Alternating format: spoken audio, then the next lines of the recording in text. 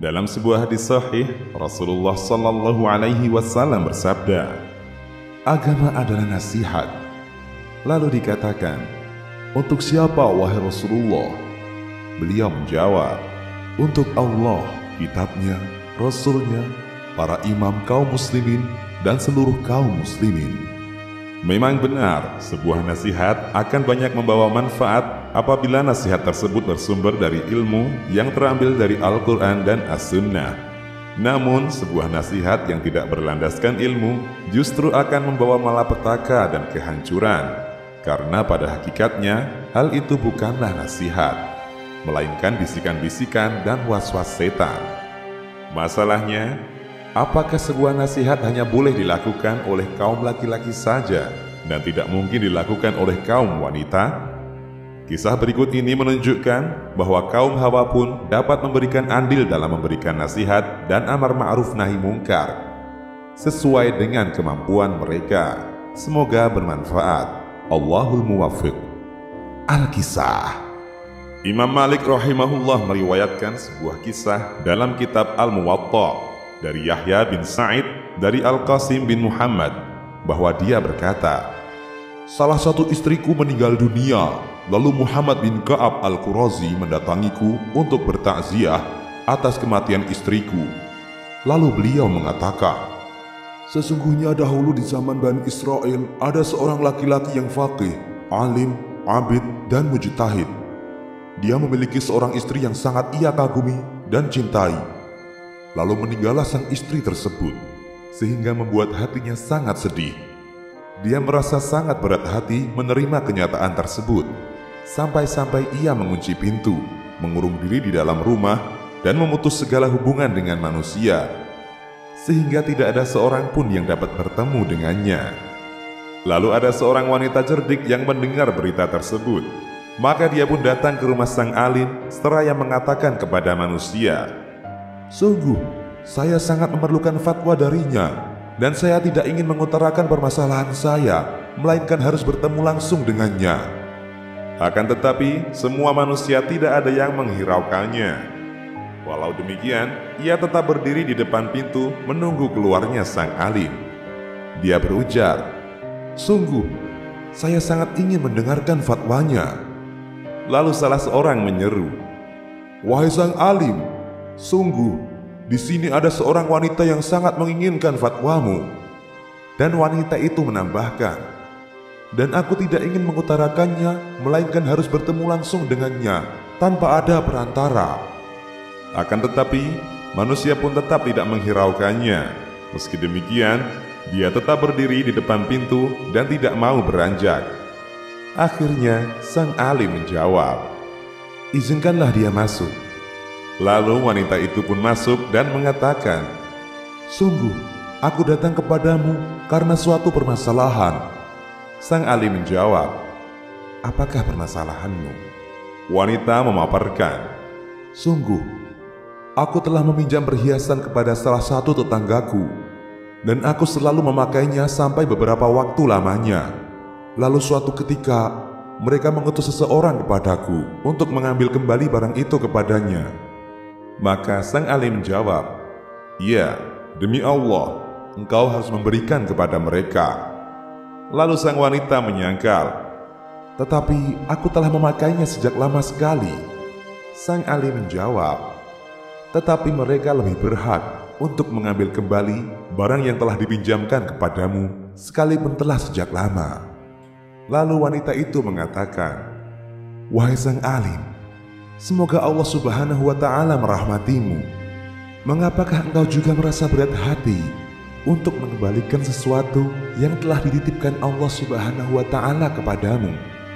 Lalu Allah Subhanahu wa Ta'ala ingin mengambil kembali titipannya, sedang Dia lebih berhak untuk mengambilnya darimu.' Maka dengan ucapan itu tersadarlah sang alim atas peristiwa yang sedang menimpanya, dan Allah Subhanahu wa Ta'ala telah menjadikan perkataan si wanita tersebut dapat bermanfaat dan menggugah hatinya. Kisah di atas diriwayatkan oleh Imam Malik dalam Al-Muwatta, dalam Kitabul Janaiz, bab Jami'ul Hasabah fil Musibah. Syekh Syu'aib Al-Arnaud dalam tahqiq beliau terhadap Jami'ul Usul berkata, kisah di atas sampai kepada Muhammad bin Ka'ab al-Qurazi dengan sanad sahih. Ibrah, musibah adalah ujian dari Allah Subhanahu wa Ta'ala sebagai pengukur keimanan hamba. Allah Subhanahu wa Ta'ala berfirman, dan sesungguhnya kami benar-benar akan menguji kamu agar kami mengetahui orang-orang yang berjihad dan bersabar di antara kamu, dan agar kami menyatakan baik buruknya hal ihwalmu. Quran Surat Muhammad ayat 31. Kesabaran sangat dibutuhkan tatkala kita dilanda musibah. Kewajiban setiap muslim ketika mendapat musibah ialah mengharap kepada Allah Subhanahu wa Ta'ala pahala dan ganti yang lebih baik.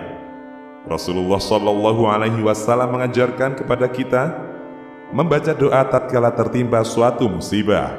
Beliau mengatakan, tidaklah seorang muslim yang tertimpa suatu musibah lalu membaca sebagaimana yang diperintahkan oleh Allah, yaitu, sesungguhnya kami milik Allah Subhanahu wa Ta'ala, dan kepadanya jualah kita akan dikembalikan. Ya Allah, berilah pahala pada musibah yang menimpaku, dan berilah ganti yang lebih baik darinya. Melainkan Allah Subhanahu wa Ta'ala akan memberinya ganti yang lebih baik daripadanya yang sebelumnya. Hadis riwayat Muslim, At-Tirmidzi, dan Ahmad. Dengan demikian, sungguh sangatlah indah perkara yang terjadi pada diri seorang muslim. Karena semua perkara yang menimpanya berupa kenikmatan maupun kesulitan, kelapangan maupun musibah, semuanya adalah baik baginya. Sebagaimana yang Rasulullah Shallallahu Alaihi Wasallam sifatkan dalam sabdanya, sungguh mengherankan perkara urusan orang muslim. Semua perkara urusannya baik, dan hal itu tidaklah terjadi kecuali pada diri seorang muslim. Apabila diberi kenikmatan, ia bersyukur, maka hal itu baik baginya. Dan apabila ditimpa kesulitan, ia bersabar, maka hal itu pun baik baginya. Hadis riwayat Muslim. Beratnya cobaan sering menjadikan manusia lupa dengan takdir Allah Subhanahu wa Ta'ala. Kita semua adalah milik Allah Subhanahu wa Ta'ala, dan kepadanya pula lah kita akan dikembalikan. Namun kebanyakan manusia tidak menyadari hal ini, sehingga mereka melakukan perbuatan-perbuatan yang dilarang oleh syariat. Mereka berlarut-larut dalam kesedihan sehingga melalaikan dirinya sendiri.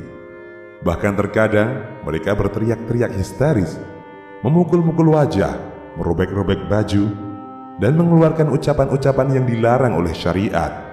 Padahal Rasulullah Shallallahu Alaihi Wasallam bersabda, bukan termasuk golongan kami seorang yang menampar-nampar pipi, merobek-robek baju, dan menyeru dengan seruan-seruan jahiliyah.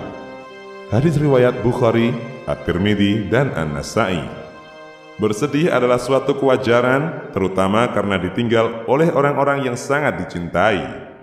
Akan tetapi, janganlah kesedihan tersebut melampaui batas dari yang dibolehkan.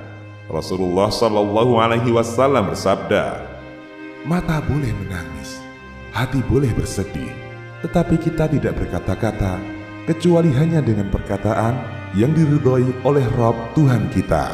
Hadis riwayat Bukhari. Memang setan sangatlah lihai dalam mencari celah untuk menjerumuskan anak Adam. Dari sinilah pentingnya saling menasihati dalam kebenaran dan kesabaran. Allah Subhanahu wa Ta'ala berfirman, dan tetaplah memberi peringatan, karena sesungguhnya peringatan itu bermanfaat bagi orang-orang yang beriman.